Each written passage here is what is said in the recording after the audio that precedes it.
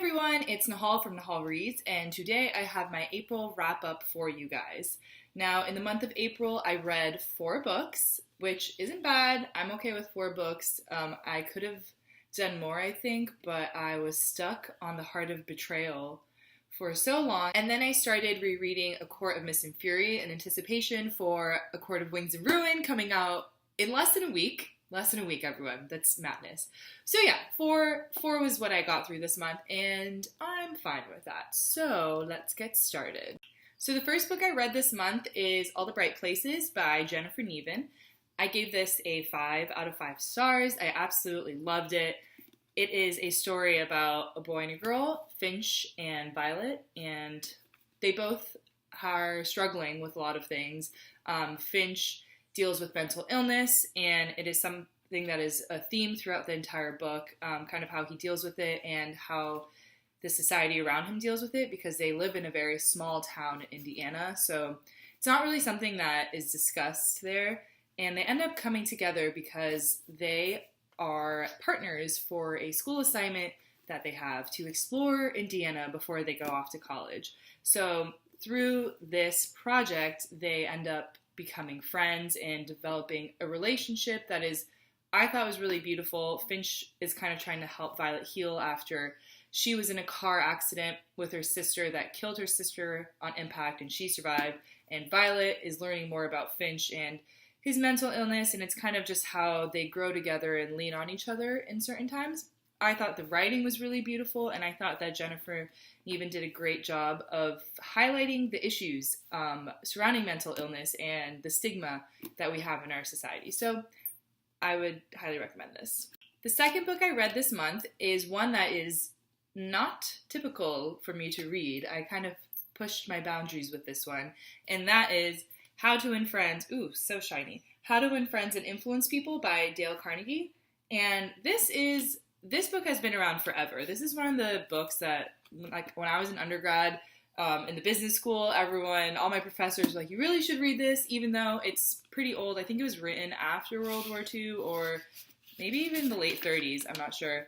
But the things that it teaches you are still so applicable, and that's why I actually really enjoyed it. I mean, it's not a fictional book, so it kind of feels weird rating it on the same scale that I do with other ones, but if I had to, I would rate it a 5 out of 5 because I have learned so many things from this that I've found myself using in my day-to-day life, and I think that's kind of the point of these books, so if it can properly do that, then good job to it. But yeah, it's basically, the things that he touches upon are not mind-blowing. There's nothing new that he's talking about. Everyone knows, in general, the principles that he is suggesting. It's just really nice having it laid out in a book and having examples given so that you think about it more consciously when you are in your day-to-day life. So I would recommend this to everyone. It's just like a classic, necessary read. The third book I read this month is The Alchemist, and guys, I am going to have an unpopular opinion because I know this is a favorite of so many people. This is a book that people say changed their lives, and I feel really bad saying it, but I gave this a 2 out of 5 stars. Here's the thing. I totally can understand why someone would absolutely love this book. The messages in the book are very important. They are strong themes and messages throughout the book. I personally just found that it was almost cliche the way these messages were laid out. I'm not a spiritual person whatsoever. I was not raised with any religion or any hint of spirituality. Like, if you mention something like that in my house, you kind of get laughed at. So maybe this is why I didn't like the book that much. But when he's going on about, oh, listen to your heart, and my heart spoke to me and said that I should be happy with the path, blah, blah, blah, and I couldn't. It was too much preachiness for me, and I thought it was very, like, surface level. I couldn't dive into it. So I'm sorry, but I give this a 2 out of 5, and if you are the type of person who can really have this impact your life, then good for you, because that's what I wanted it to do for me, and it didn't, so I'm a little envious of you. And the final book I read this month is We Were Liars by E. Lockhart. This book I gave a 3.5 out of 5 stars.